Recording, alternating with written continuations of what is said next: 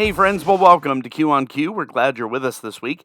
If you are listening when this episode first airs, boy, are we in the midst of one of the biggest winter storms we have seen in a really, really long time. We got over a foot of snow where we are, and schools are closed for the next few days, and it's going to be very, very cold. If you have been affected by this storm, I pray you're safe and you're warm. And if you have to travel out, that you are able to do so safely. Well, if you were with us last time, we celebrated episode 100. Thank you to all of our listeners, whether you're new or whether you've been here for all 100. It's because of you that Q on Q keeps going, and as long as I keep getting wisdom to share, Q on Q will keep going. If you tuned in last time, you heard that my word for 2026 is renewal, a focus not on starting over, but restoring certain areas of life. For me, that is health, priorities, faith, and a few other things all tied into one. And we talked about how something worn down can be strengthened again. And while renewal touches many parts of our lives, it has to start somewhere. Not with our schedules, not with our circumstances, but with the place where everything else begins. And that brings us to today. We don't often think about how much our life is shaped before we ever take a step, make a decision, or even say a word. It happens quickly and quietly, internally, in the thoughts we return to, the assumptions we carry, and the way we interpret what's happening around us. Long before anything changes on the outside, something forms on the inside. And that's why renewal has to start with our topic for today. Our minds, they are constantly being filled by responsibilities, expectations, information, comparison, fear, urgency, sometimes all at once. And most of the time, we don't stop to ask what any of it is doing to us. We learn to live with what I like to call mental noise, the same way we learn to live with background sound until it's so constant we forget it's even there. And remember, just because something is familiar or seems like it's supposed to be there doesn't mean that it's healthy. Henry Ford once said, "Whether you think you can or you think you can't, you're right." In other words, what we think shapes how we live. It influences how we see ourselves, how we respond to others, and how we understand our faith.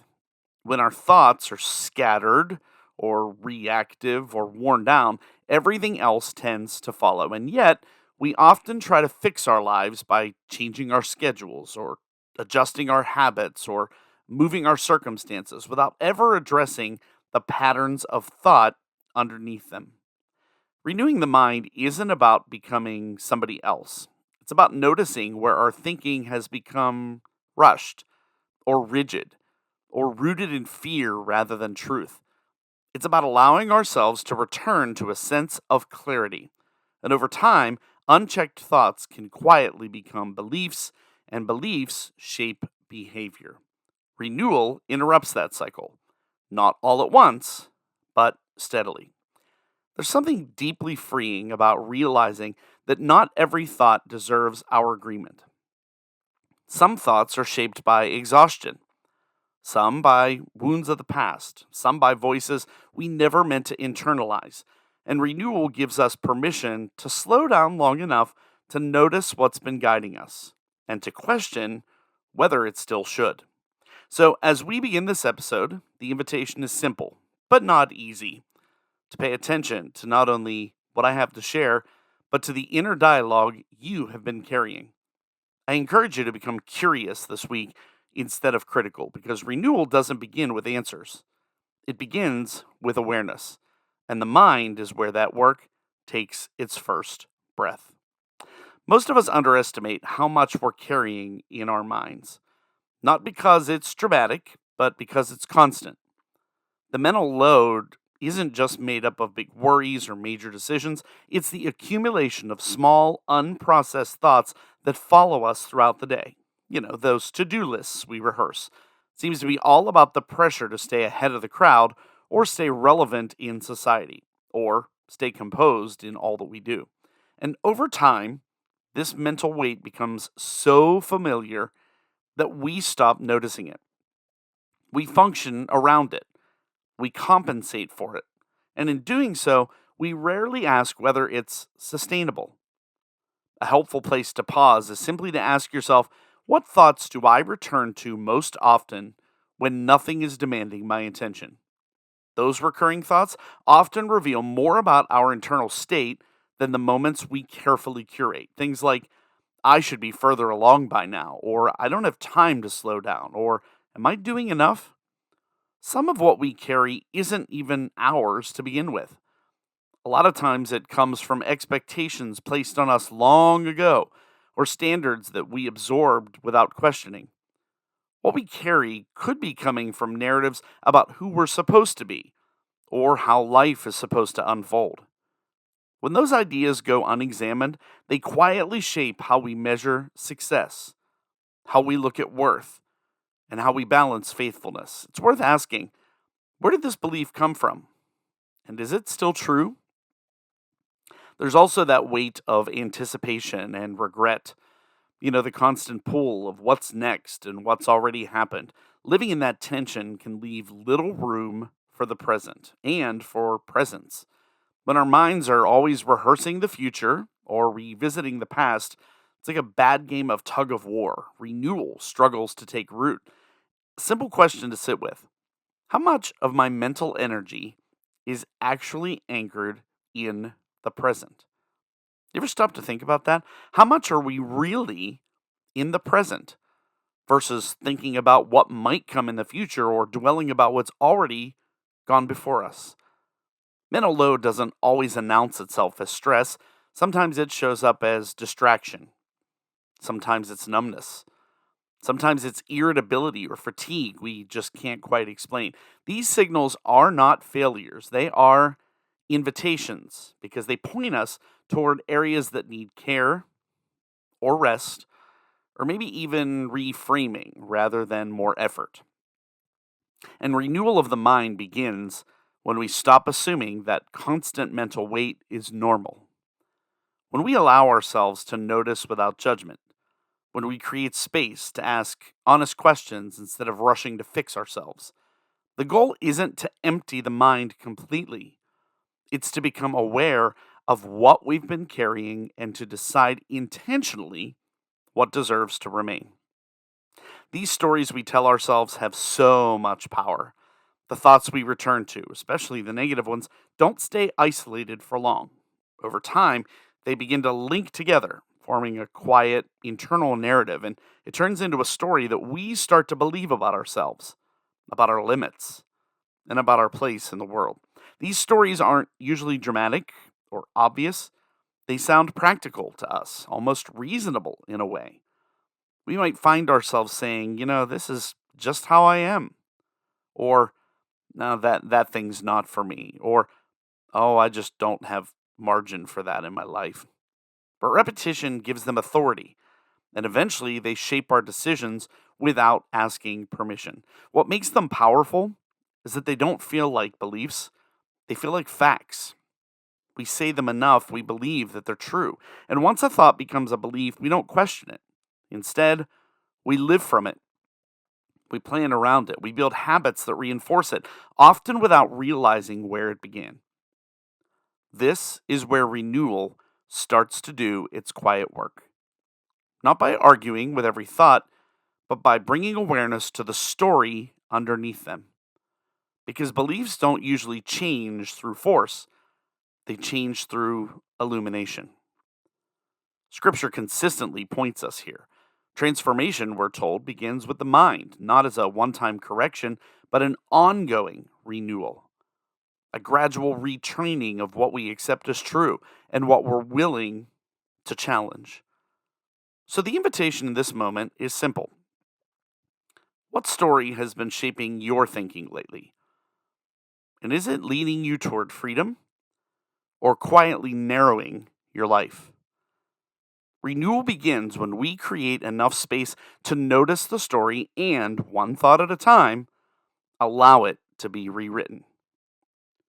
Now, at the same time, we have to also understand what renewal is not and how to spot the difference. Renewal doesn't begin with pressure to think better or with guilt over the thoughts we haven't conquered yet. If anything, It begins by laying down the idea that transformation must be dramatic or immediate in order to be real. Well, renewal is not pretending everything is fine when it isn't. It's not positive thinking layered over unresolved fear or fatigue or doubt. Those approaches might silence discomfort for a while, but they don't actually change what's happening beneath the surface. True renewal makes space for honesty, not to dwell there, but to start from a place that's real. It's also not something we manufacture through sheer effort.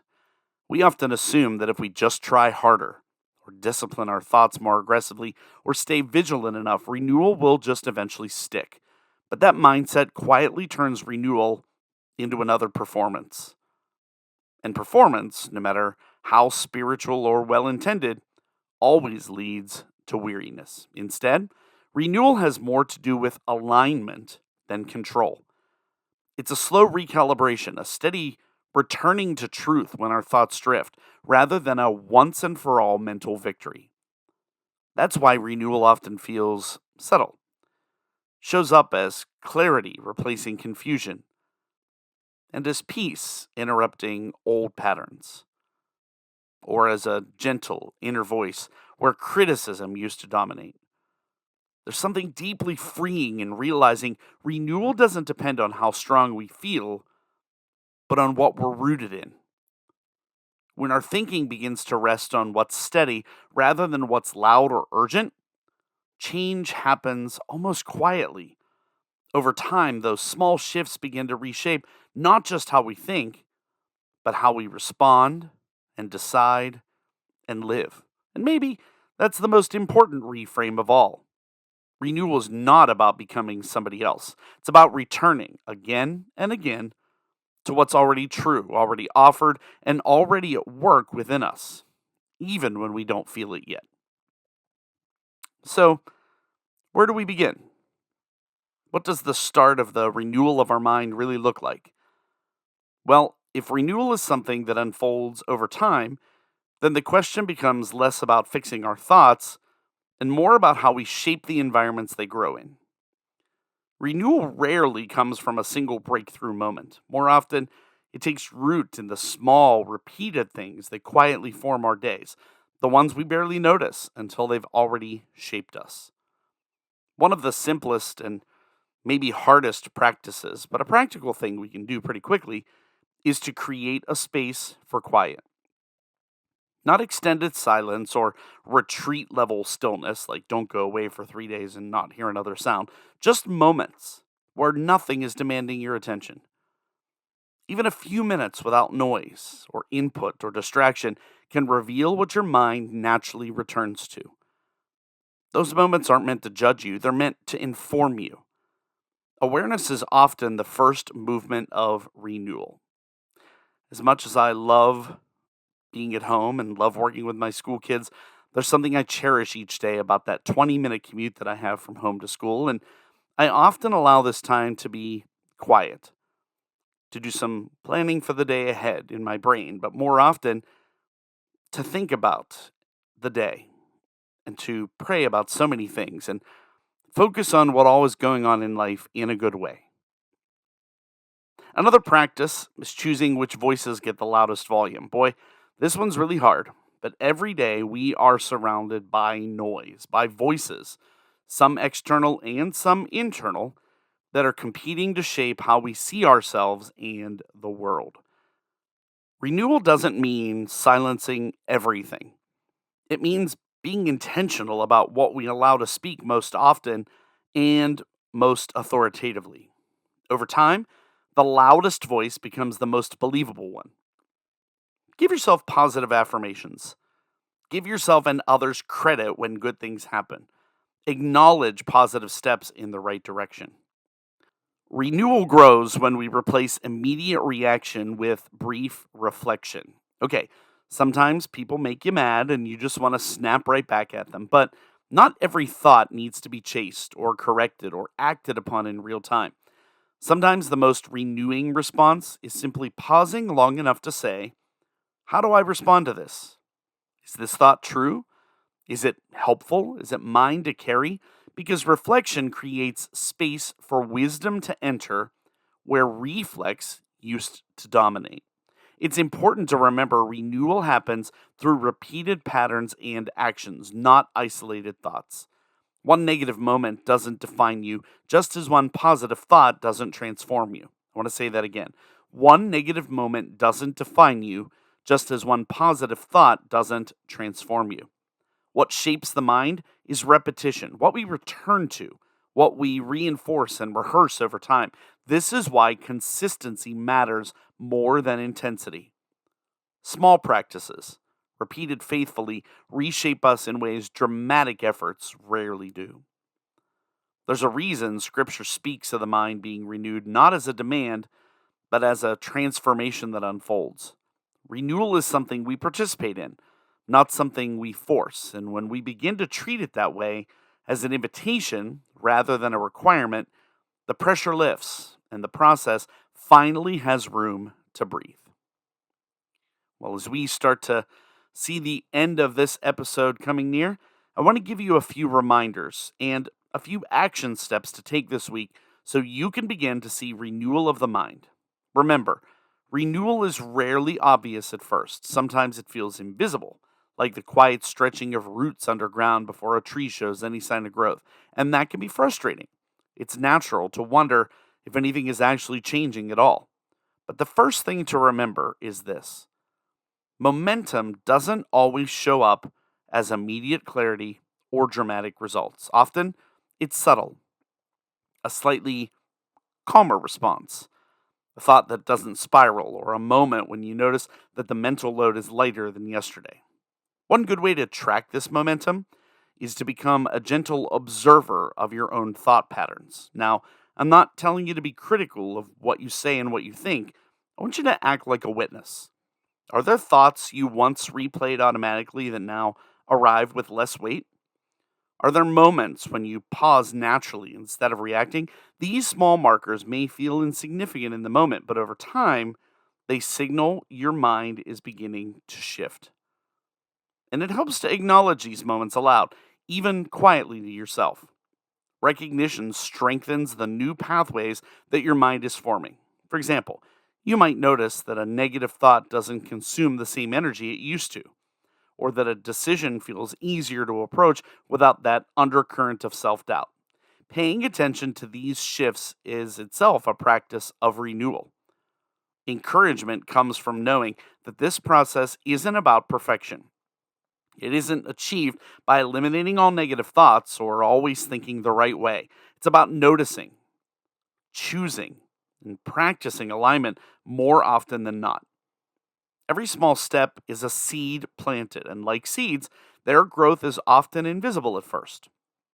But trust, the roots are forming beneath the surface. As you move forward, I want you to consider what part of your mental landscape you can check in on today. Which thought patterns feel like old stories that need gentleness or challenge? Where is space emerging for new perspectives or more life giving ways of thinking?